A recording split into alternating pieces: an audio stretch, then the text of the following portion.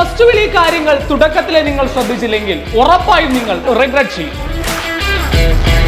Rule number 1, ക്ലാസ്സിനെ കൃത്യമായി തുടക്കത്തിൽ തന്നെ നിങ്ങൾ പഠിക്കുക. നമ്മുടെ ഫിസിക്സും കെമിസ്ട്രിയും മാത്സും പോലുള്ള കണ്ടിന്യൂറ്റി ഉള്ള സബ്ജക്റ്റുകൾ നമ്മൾ നോക്കുന്ന സമയത്ത് ഒന്നാമത്തെ ചാപ്റ്ററും രണ്ടാമത്തെ ചാപ്റ്ററും പരസ്പരം കണക്റ്റഡ് ആണ്. അങ്ങനെയാണെങ്കിൽ ഫുൾ കോൺസെപ്റ്റോട് കൂടി കാര്യങ്ങൾ പഠിക്കണമെന്നുണ്ടെങ്കിൽ നമ്മൾ ക്ലാസിന്റെ തുടക്കം മുതൽ തന്നെ നമ്മൾ പഠിക്കണം. ഇത് വളരെ ഇമ്പോർട്ടന്റ് ആയിട്ടുള്ള ഒരു റൂളാണ്. ഇനി റൂൾ നമ്പർ 2 ഞാൻ പിന്നെ പറയാം. Okay, rule number 3, B an early bird.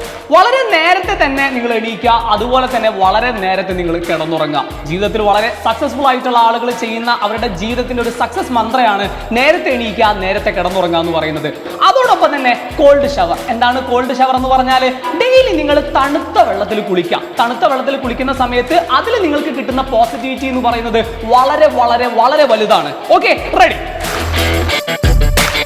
ഇനി നേരത്തെ ഞാൻ പറയാന്ന് പറഞ്ഞ റൂൾ നമ്പർ 2, കൃത്യമായി പറഞ്ഞാൽ physical and mental exercise.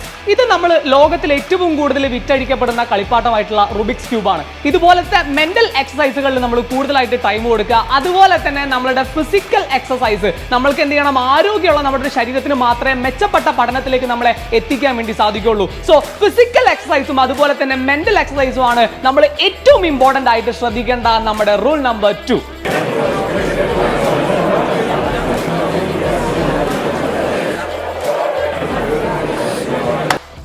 Rule number 4, set your priority. കൃത്യമായി നിങ്ങൾ നിങ്ങളുടെ പ്രയോറിറ്റി സെറ്റ് ചെയ്യുക. നമ്മൾക്ക് ഉദാഹരണം പറഞ്ഞു കഴിഞ്ഞാൽ, നാളെ നിങ്ങൾക്കൊരു മാത്സ് എക്സാം പറഞ്ഞിട്ടുണ്ട്. അതേപോലെ തന്നെ നിങ്ങളുടെ മാത്സിന്റെ റെക്കോർഡ് സബ്മിറ്റ് ചെയ്യേണ്ടതും നാളെയാണ്. നിങ്ങൾ ഇതിൽ ഏത് ചെയ്യും? പബ്ലിക് എക്സാമിന് നമ്മൾക്ക് ഏറ്റവും കൂടുതൽ ആവശ്യമായിട്ടുള്ളത് നമ്മുടെ റെക്കോർഡ് സബ്മിറ്റ് ചെയ്യുക എന്നുള്ളതാണ്, അല്ലാതെ ആ ഒരു നോർമൽ ക്ലാസ് ടെസ്റ്റ് അല്ല. സോ നമ്മൾ കൂടുതൽ സമയം കൊടുക്കേണ്ടത് നമ്മളുടെ പബ്ലിക് എക്സാമിന്റെ ആ ഒരു മാർക്ക് നമ്മൾ ഡിറ്റർമൈൻ ചെയ്യുന്ന നമ്മളുടെ റെക്കോർഡ് സബ്മിഷനിലേക്കാണ്. So set your priority always. ഇനി അവസാനത്തെ റൂൾ നമ്പർ 5. കൃത്യമായിട്ട് ഈ റൂള് ഫോളോ ചെയ്യാത്ത പല മക്കളും പിന്നീട് റിഗ്രറ്റ് ചെയ്തിട്ടുണ്ട്.